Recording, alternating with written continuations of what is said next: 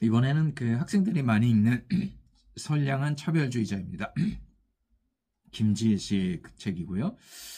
차별은 언제나 그렇듯 당하는 사람은 있지만 하는 사람은 잘 보이지 않기에 항상 당하는 사람이 먼저 이야기합니다. 모욕적인 말의 범위가 광대하고 매우 은밀한 까닭에 당하는 이에게 물어봐야만 차별이나 모욕을 알 수 있죠. 스스로 선량한 사람이어서 차별은 절대 하지 않는다고 생각하는 선량한 차별주의자들이 우리 주위에는 너무 많습니다. 저를 포함하여 그 누구도 그런 부류일 수 있죠. 2019년 7월에 나온 책인데 250여 쪽에 불과한데 내용이 아주 대단합니다. 차별과 모욕이 어떻게 작동하는지에 대한 분석이 현미경을 들여다보듯이 아주 세밀합니다. 우리는 수많은 특권을 누리면서도 그게 특권인 줄 깨닫지 못하는 경우가 비일비재합니다. 나에게는 불편함이 없는 구조물과 제도인데 누군가에겐 장벽이 된다면 그건 내가 특권을 누리고 있는 것이죠. 기울어진 세상 혹은 사회에서의 익숙한 생각과 발언이 상대에게는 모욕으로 느껴집니다.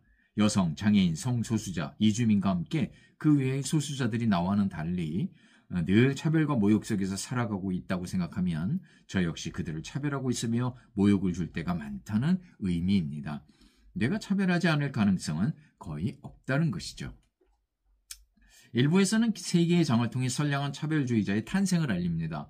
늘 배제된 집단 구성원 가운데 소수만 받아들이는 명목상의 차별 시정 정책을 펼치면 차별이 없어진 것 같은 착각을 일으키는데 그걸 토크니즘이라 부릅니다. 여성의 소수만 받아들여도 차별이나 분노를 누그러뜨리는 효과를 발휘하기에 평등은 혹은 사회적 정의는 달성되었다고 믿게 되는 것이죠.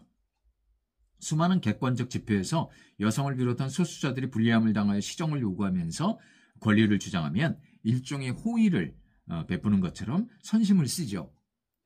상대적인 개념이면서 이제껏 누려왔던 특권은 전혀 인식하지 못합니다. 남성이 느끼는 역차별은 그동안의 특권을 일깨우는 신호로 봐야 합니다. 누가 더 힘들다거나 모두 힘들다는 말은 맞지 않는 말입니다. 불평등한 구조에서는 기회와 권리가 다르게 분배되어 다르게 힘들 뿐입니다. 평소에 익숙한 행동에 따른 불평등을 인식하지 못하지만 그런 익숙한 상태가 자신에게 불리하게 변할 때에는 불평등이나 부정의를 느끼게 되죠. 인종차별이나 남녀의 성차별이 개선되면 백인이나 남성은 특권이 사라지는 것처럼 느끼기에 더욱 크게 체감할 수밖에 없고 사회적 평등을 제로섬 게임으로 인식하면 백인이나 남성에게는 피해의식이 생기기 마련입니다. 장애인에게 비용을 더 많이 물려야 한다는 비장애인의 생각은 비장애인 기준으로 만들어진 사회적 구조나 시설 때문이라는 걸 깨닫지 못한 탓입니다. 2018년 500여 명의 예멘 난민이 제주도에 와서 난민 신청을 하자 청와대 국민청원에는 71만 명이 넘는 인원이 서명을 한 난민 인정 제도를 폐지하자는 청원이 올라왔고 난민 수용 여론조사에는 남성이 46.6%와 여성이 60.1%가 반대 의사를 나타냈습니다. 그들은 무슬림이기에 테러리스트에 가깝고 잠재적 성폭력 가해자가 될 수 있다는 우려에서인지 여성의 반대가 더 많았죠. 많은 경우에서 그렇듯 강자의 연대는 경고에도 약자의 연대는 느슨하거나 없다는 현실을 말해줍니다. 호모 카테고리쿠스, 즉 사람은 범죄를 통한 사고에 익숙하여 고정관념이나 편견에 자신의 사고를 쉽게 가둡니다. 국민이 먼저라며 난민을 반대한 사실은 평창 올림픽 경기의 일부 종목에서 경기력 향상을 위해 귀화한 선수들을 우리 선수로 응원한 사실과는 배치되는 내용입니다. 명문대학 출신은 긍정적으로 보고 비명문대학 출신은 부정적으로 보는 집단의 고정관념은 자연스럽게 대부분의 개인에게 자연스러운 고정관념으로 전이됩니다.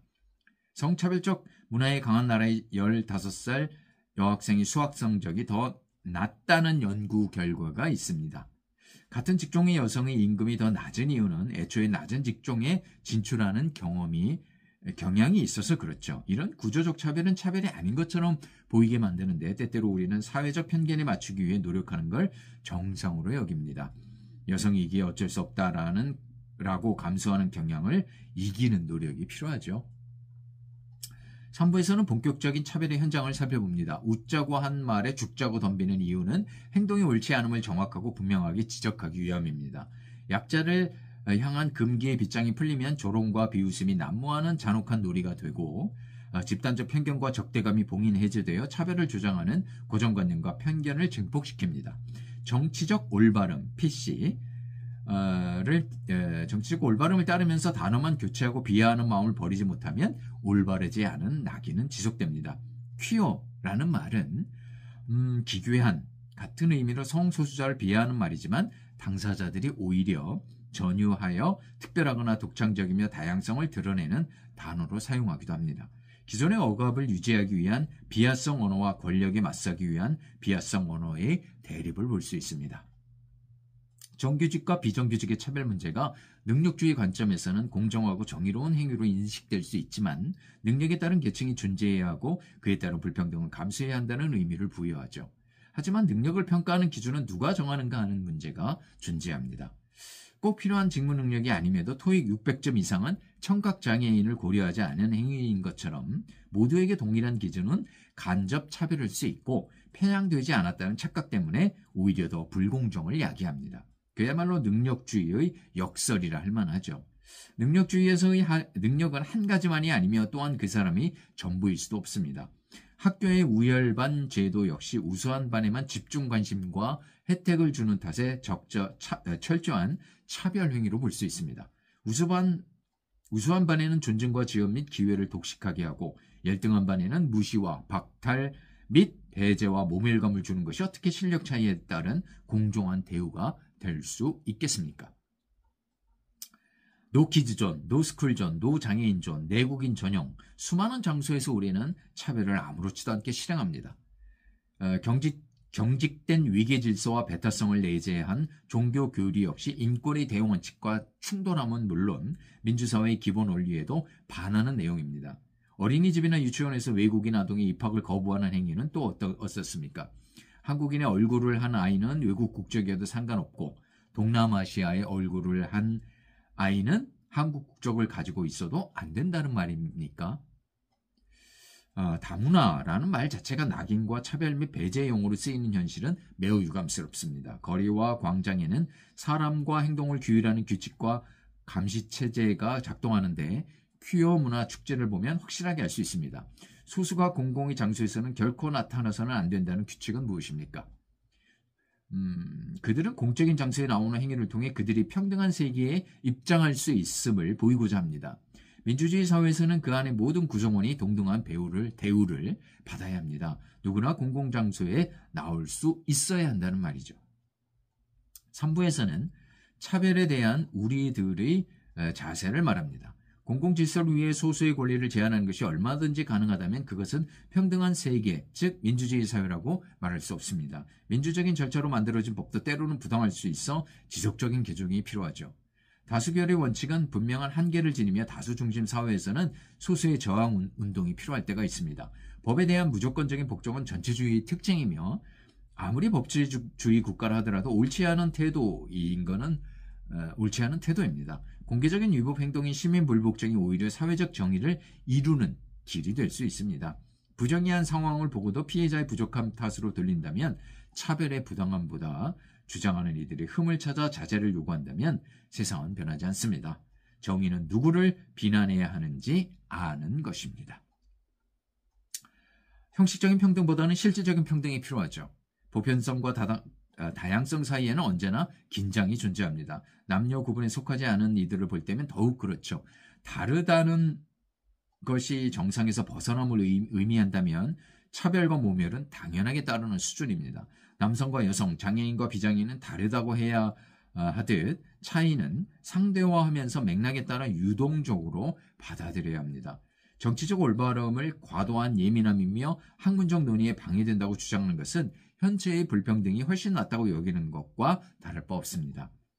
불평등을 이기기 위해서는 노력만이 전부이며 만약 극복했다면 성공신화로 찬양한다면 구조적 문제를 오직 개인의 노력으로만 풀려고 하는 태도입니다. 그만큼의 고단한 사회가 어디에 있겠습니까? 누구든 소수자가 될 위험을 늘 안고 살아야 하니 말입니다. 평등한 세상을 위해서는 불편함을 감수하고 견뎌내야만 합니다. 차별받지 않기 위한 노력을 차별하지 않기 위한 노력으로 바꿀 필요가 있습니다. 법과 제도, 시민운동, 자발적 노력 모두를 동원해야 하죠. 아직도 우리는 차별금지법을 제정하지 못하고 있습니다. 차별금지법은 국가가 권리를 보장하기 위한 방법을 지속적으로 연구하게 하고 차별하는 이들에게는 책임을 지우기 위한 법입니다. 차별은 어떤 것이며 어떻게 할 때 법을 위반한 것이라는 걸 명시적으로 정할 필요가 있는 것이죠. 보수 기독교계를 비롯한 극렬 반대자들은 인권이나 사회적 정의에는 별 관심이 없습니다. 모든 차별을 금지하는 기본 원리와 제도를 세우는 데에는 구조적으로 불리한 조건에 있는 집단을 위해서는 국가의 개입이 반드시 필요합니다. 평등은 결코 제로섬 게임이 아닙니다. 누구의 권리 행사가 나의 권리를 침해하는 일은 아니라는 말입니다. 선량한 차별주의자가 되지 않기 위해서라도 차별금지법은 제정되고 실행되어야 합니다. 저자는 우리의 모두의 삶을 구성하는 관계에 관한 이야기를 논리적으로 표현했습니다. 막연하게나마 알고 있던 사실관계를 명쾌한 논리로 간결하면서도 어렵지 않은 문장으로 설명합니다. 주로 미국의 연구 결과이지만 각종 이론과 사례는 훌륭한 논증의 증거로 부족함이 없습니다. 개인과 개인, 사회와 개인, 집단과 개인, 집단과 집단, 사회와 사회, 국가와 국가, 모든 인간관계를 원활하게 맺기에는 늘 어려움과 갈등과 긴장이 따르기 마련입니다. 우리에게 주어진 이성과 감성 및 지성은 적절하게 발휘하라고 갈고 닦으라고 주어진 것이 아닌가 하는 생각을 해봅니다.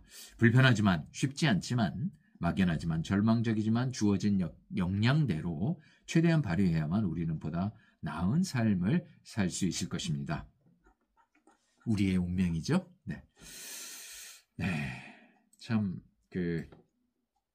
차별에 대한 얘기를 하면 사람들은 이런 얘기를 합니다. 왜 이렇게 세상을 어렵게 사냐고요. 네, 그렇습니다.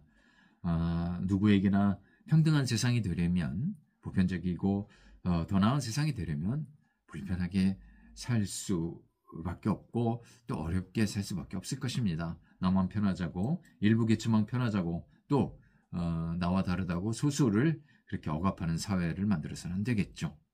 김지혜 씨의 선량한 차별주의자였습니다.